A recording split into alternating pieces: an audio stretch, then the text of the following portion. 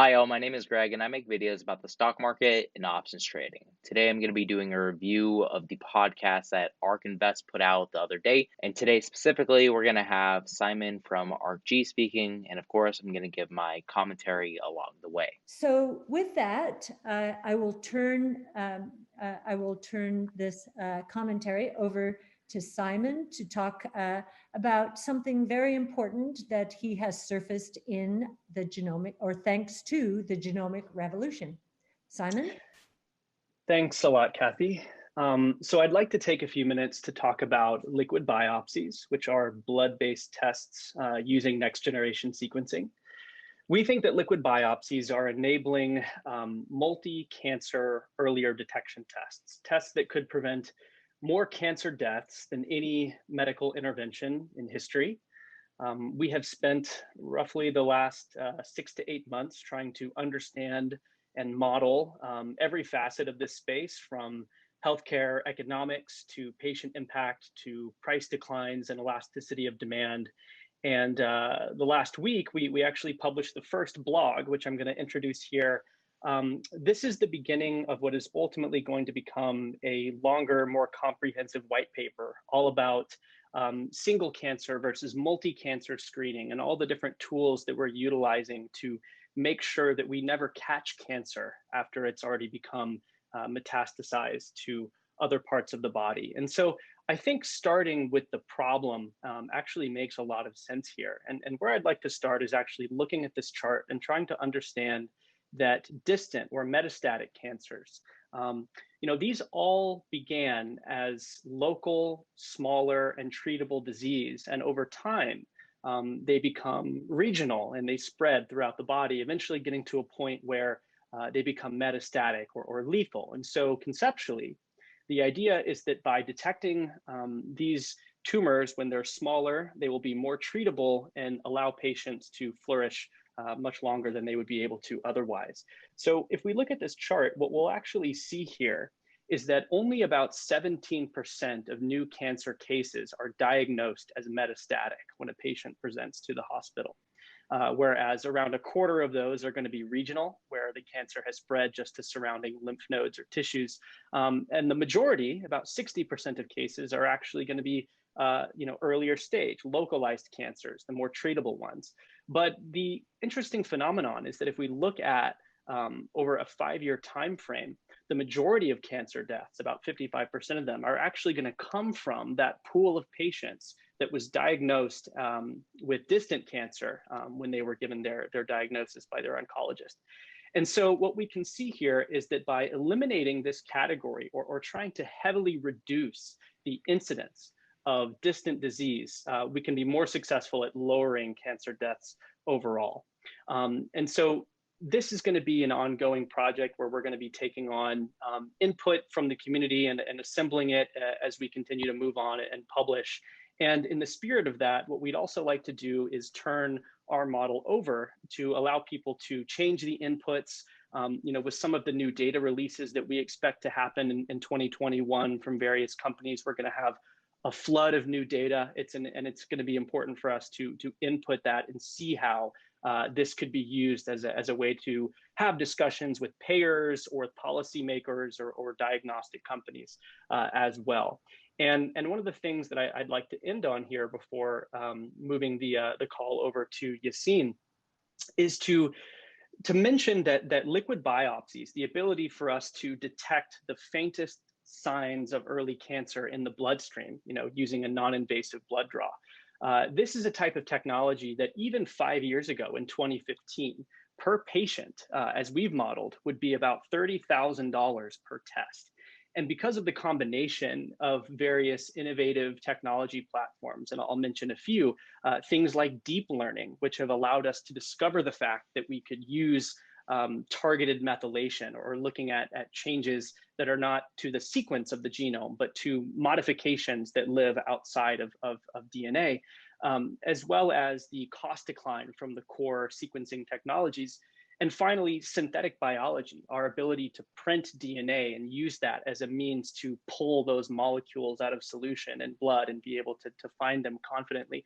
All of these things have come together to actually enable this market. And we think that in 2021, the cost to run these types of tests is going to be roughly $1,000 to $1,500, and that by 2025. So if you caught that, the price of these tests used to cost $30,000, and because of these disruptive innovations that are coming about, we brought it down to 1,000 to 1,500. And I think he's going to give us an estimate for 2024, 2025. We imagine that price is going to come down to around $250 per sample, which is really going to unlock, we think, a massive market opportunity, and that we're excited to. So he actually cut off here, but what he was getting at is that they think that the price of this testing is going to come down all the way to $250. So remember, we started all the way at $30,000, and because of Moore's law and the improvement of technology and the efficiency increase, you bring down the cost significantly. I think that Moore's law is every few years or so, you have a double in efficiency and a half in price. Not exactly sure what the timeline is there, but let me know down in the comments below. I'm going to be fast forwarding this just a little bit. That way we can pick up where he left off. Okay, well, we're going to jump back to Simon. So Simon, a few questions for you. The first, what are your thoughts on the genomic technology called optical mapping?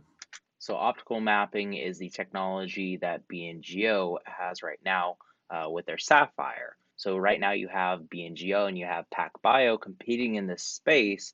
And as of right now, BNGO has the superior technology. But just listen in on what Simon has to say about this. Yeah, thanks, Ren. So first off, I'd like to reemphasize our belief that sequencing and mapping are complementary technologies, each one with its own part in a Venn diagram. So, we don't see this as being a zero-sum game by any means. And I wrote a Twitter thread about this, mostly to dispel what we felt were, improper comparisons between these methods based on things like price, variant detection, and the use cases. So that seems to be how most folks read it. Still, the feedback that I've gotten from doctors and bioinformaticians has changed my view in two places. So I'd like to outline what those are. So this is the changes that people were talking about over on Webull and kind of spreading throughout YouTube and Twitter. These are the things that he changed his mind about. So pay close attention here. The first is that large structural variant sensitivity, changes and improvements in sample throughput and quality assurance software put the Sapphire instrument, which is an optical mapping instrument, in a good position to simplify from legacy cytogenetic methods, things like FISH or karyotyping that are tedious, to say the least, to handle in some of those pathology labs. So the second thing is that improving the ability for long read sequencing platforms, so not mapping, improving their ability to detect large structural variants is probably going to come from neural network assisted variant calling, such as Google's deep variant, instead of the extension and read length. So those are the two sort of main changes that I've had from my communications. So really, there's nothing new that we didn't know before. We already knew that this would be great for things like karyotyping and FISH. So this isn't really new information, at least to me. So I'll just end by saying that we still maintain the belief that hi-fi sequencing provide the single most comprehensive method for variant detection. Hi-Fi is PacBio's technology. So he's still saying that he thinks that PacBio is going to have better technology than BNGO, even though Bionano Genomics is ahead of the game right now. Detection across all types. And as such, we think should become the standard for many clinical applications, such as whole genome sequencing, provided that the costs and the throughput improve over the next few years. So, over the past decade, long read sequencing has improved roughly 10,000-fold in throughput and declined about 50 times in price. So that we think that by the end of 2025, as we've modeled through things like the price elasticity of demand, throughput improvements, as well as the ocean of population scale data that is coming through various corporate collaborations. Long-read sequencing, inclusive of all vendors, could grow to essentially a $5 billion revenue opportunity by 2025. And so with that, I'll say that we've got more meetings lined up with bioinformaticians and people that really operate in the sequencing tool space to try to continue to evolve our opinion. So if anything else changes, I'll be sure to let people know. But that's my pulse of where my understanding of the technology is now. Great, thank you. Another question for you, Simon. What are your concerns with Illumina? Share your thoughts there. Okay. So a couple things. We don't necessarily agree that AI-driven improvements, on the short read side will be able to improve the variant calling, far beyond about 50 or 60% of structural variants. We also think that the smaller single nucleotide variants, are very difficult to detect depending on the sequence context, like in very repetitive sequences. And we don't really think that the path that Illumina has chosen is going to be able to contend with the trajectory that a lot of the native long read sequencing platforms seem to be on. And even with another order of magnitude drop in price for short read. So he's basically saying that long read sequencing is better, more superior than short read sequencing. And he thinks that PACB, BNGO, their technology is going to work better than that of Illumina. But Illumina also has a ton of different technologies, and that's why their valuation is just so dang high, because they have a ton to offer. Read sequencing, we think it's becoming steadily more obvious to researchers, population geneticists, and honestly, many of the diagnostic companies that we speak to, that longer reads, the ability to detect methylation, and the ability to phase chromosomes into parental copies is becoming a really, really important thing. So that affects the core business. And then lastly, with Grail, which Illumina recently acquired, which again, we'll kind of reemphasize, we think has really stellar science, machine learning capabilities and a driven team, we don't think is as clearly separated as a standout winner amongst some of the other players in the space. Some of the clinical data, which we've written about before, is a little challenging, we think, from a regulatory standpoint, insofar as it doesn't mirror the intended use population for this test. And we also are still trying to get our heads around the idea of molecular tissue of origin, which is something that Grail seems to be going for. This is not really matching what our oncologists that we speak to have kind of told us that they think would be most applicable in a clinical setting. So those are some of the reservations that are going on right now.